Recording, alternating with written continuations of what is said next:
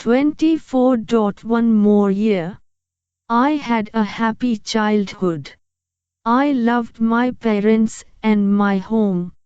It is just that from the very first, my one ambition in life was to go and live with Baba for all time. Being with Baba for several months in the year during school holidays wasn't enough for me. I had to be with him for good, and when I was about 10 years of age I made it very clear to him. Yes, yes, Baba agreed, adding, but for now you have to study and secure top grades in class.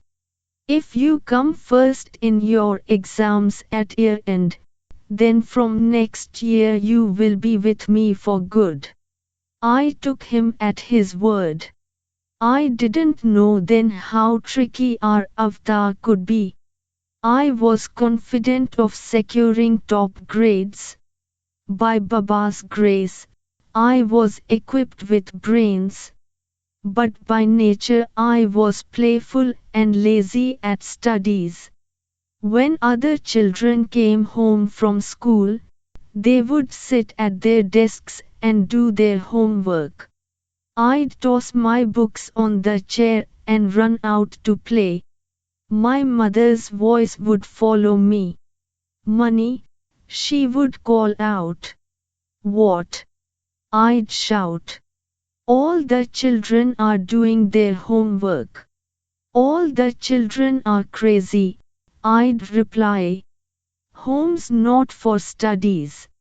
You send me to school to learn. That's where I do my learning. Not at home. I'd see my friend Mary pore over a poem for hours, repeating it again and again till she memorized it. I could read a poem once, from an open book in my hand on the way to school, and know it by heart. That's how I ran into a lamp post once, not looking where I was going. I wasn't hurt, but the front of my solar topi, pit helmet worn by the British to ward off the tropical sun, became pulp. After that I had to wear the topi front side back because of mother's rule to make my topi last for a year. Her maxim was, if you break it, all right, you wear the broken topi till year end. If you lose it, all right, you do without the topi for the rest of the year. When exams approached, I got scared. I hadn't really studied. I wasn't prepared. All the time when mother thought I was doing my homework, I had been reading schoolgirl magazines. I'd grown, oh my goodness. What to do? I have got to come out first, absolutely at the top of my class. If I don't, I can't be with Baba. Frantically I'd begin to study for my finals. But exams were too close, and I needed help. I couldn't pray to Baba because I hadn't done my best. So I'd run to my father and beg, please, Bobo, pray for me. Pray that I come first in class. And my father would look at me gently and say, but child, it is you who should pray. Looking very surprised, I'd say, what? Me? Pray? Where have I got the time to pray?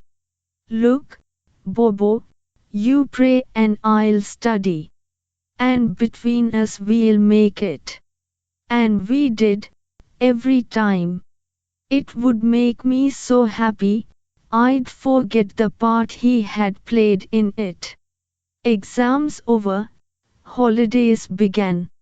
Now that I have come out first in my class, I'm going to be with Baba forever and ever, just as he had promised, I'd repeat to myself. Baba would look at my report card. He'd look at the school prizes. He'd make a big deal of it all.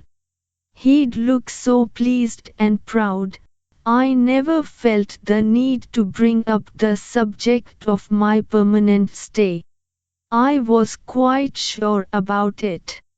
Then just a few days before it would be time for Mother and me to leave for home, Baba would call me to him. Caressing my cheeks, he'd ask, "Do you love me?" "Yes, Baba." "More than Mother?" "Oh, yes." "More than Father?" "Oh, yes." Baba would look extremely pleased, and would shake his head in wonderment, as if saying, "Well, well, just look at that." Then he'd ask me, "That means you'd do anything for me?" "Oh, yes, Baba. Anything. Anything. Really?" Baba would say, looking incredibly amazed. "You mean, if I asked you to go back home and go to school for another year, you'd even do that?" My heart would groan. I knew I'd been tricked. How could I back out now? I would nod silently. I couldn't speak. And so another year would go by, and another, until at last the time came when he invited me to be with him for always.